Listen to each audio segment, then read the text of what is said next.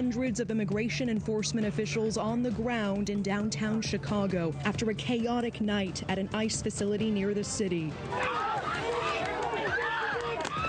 Rubber bullets, pepper spray, and tear gas deployed on demonstrators on the ground, denouncing Operation Midway Blitz. Nearly a dozen arrested, with DHS sharing that 2 guns and what appears to be an explosive device were found on the, quote, violent rioters. Live from News Nation headquarters, this is News Nation Prime. And for more, we're welcoming in our panel, Republican strategist Matt Klink and former Obama administration official Jared Bernstein. Welcome both. Glad you're here. Matt, why don't we start with you? We just saw this report from Rich McHugh there. Your thoughts on these apps that update users when ICE is nearby? Well, what strikes me, Natasha, is the utter arrogance of these people that they want to pick and choose which laws we enforce and which laws we don't. These are people that are in this country illegally. They have broken the law.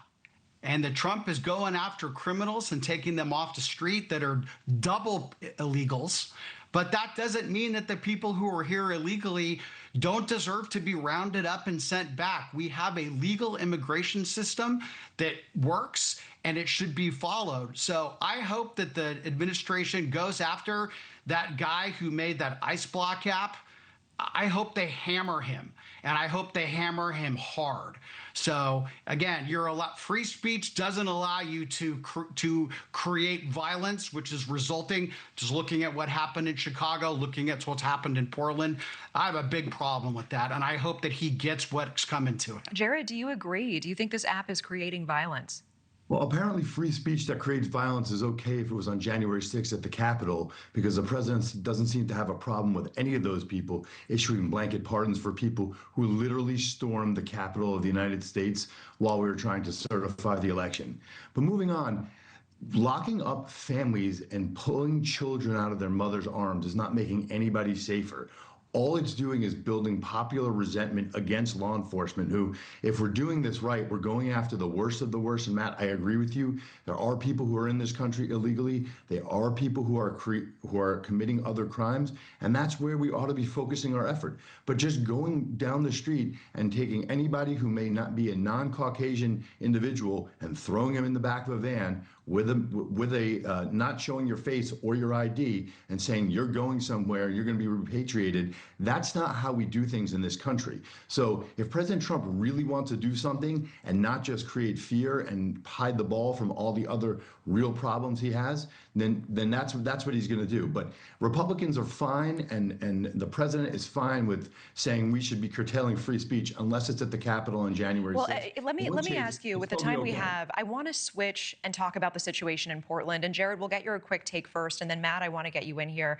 Anti-ICE protests have been a near daily occurrence in Portland for weeks now, and this new Defense Department memo saying that 200 Oregon National Guard troops will be sent to sites across the state. In your opinion, will those troops create a more hostile environment for both officers and protesters?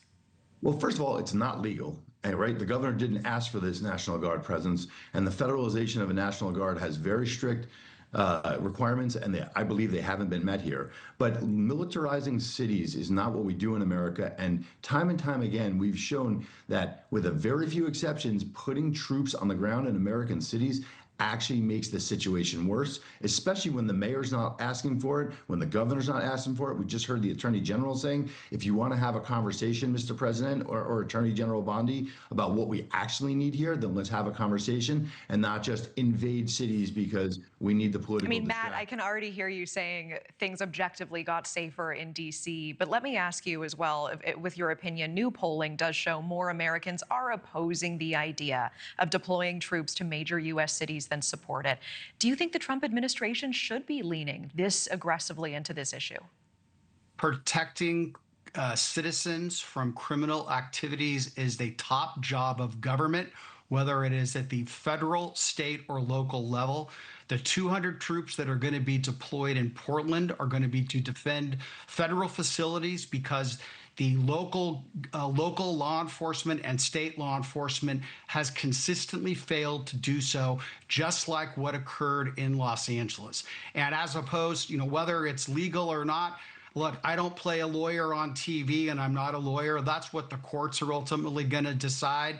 I'll tell you that the president of the United States has broad discretion in his ability to protect public safety. And I think you're going to find that in Portland to be the case as well. I regret we are out of time, but Matt Klink, Jared Bernstein, appreciate you both. Thank you.